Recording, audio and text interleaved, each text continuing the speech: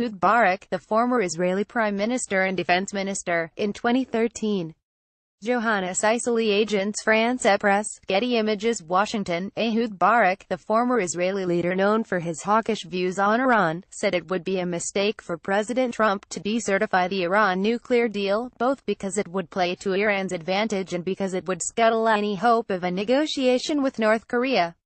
Mr. Barak, a decorated soldier who was Prime Minister and Defense Minister, is the latest and most prominent Israeli to urge Mr. Trump not to disavow the deal, a step the president is expected to take when he announces his broader strategy for dealing with Iran later this week, even if America decides to pull out of it. Mr. Barak said in an interview on Tuesday, "No one will join, not the Chinese, not the Russians, not even the Europeans.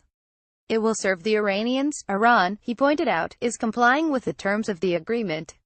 It will continue to harvest the economic benefits of the deal. But if Mr. Trump disavowed it, that would give the Iranians a pretext for resuming their drive toward a nuclear breakout capability, particularly in the latter years of the agreement when the economic benefits are outweighed by Iran's desire to join the club of nuclear states. The lessons of a broken deal will not be lost on North Korea's leader, Kim Jong-un," Mr. Barak said. "They will say it makes no sense negotiating with the Americans if they can pull out of a deal that has been signed, unilaterally, after a relatively short time. An unconstrained North Korea could impel Japan and South Korea to acquire nuclear weapons," he said. In the Middle East, Iran's renewed drive for a bomb would pressure neighbors like Saudi Arabia, Egypt and Turkey to do likewise. "Think what happens in the next generation if Iran turns nuclear," he said. "It's become almost inevitable that we are entering a totally different international landscape. As Mr. Trump's expected decision draws closer, other prominent Israelis are urging him not to decline to certify the agreement." Uzi Arad, a former top Mossad official who served as Prime Minister Benjamin Netanyahu's national security advisor, traveled to Washington last week to lobby Republicans on Capitol Hill to preserve the agreement. On Tuesday, Condoleezza Rice, who served as President George W. Bush's Secretary of State, added her voice to those urging Mr. Trump not to disavow the deal, which was negotiated by the Obama administration. "The United States wants to be seen as living up to the obligations that it's undertaken from president to president to president," she said on Fox News. Mr. Barak's advocacy for the deal is particularly significant because, as Israel's defense minister from 2007 to 2013, he led the preparations for a possible military strike against Iran's nuclear facilities. He warned then that if the Israelis did not act at some point, Iran's effort to produce a bomb would no longer be vulnerable to any military action. He and Mr. Netanyahu were closely aligned in that view, but they faced resistance from the chiefs of Israel's intelligence agencies, who argued that a military strike could have catastrophic consequences, and that they were exaggerating the imminence of the Iranian threat. President Barack Obama implored Mr. Netanyahu to give American efforts at pressure and diplomacy time to work, which he did grudgingly. But the Prime Minister never liked the resulting agreement.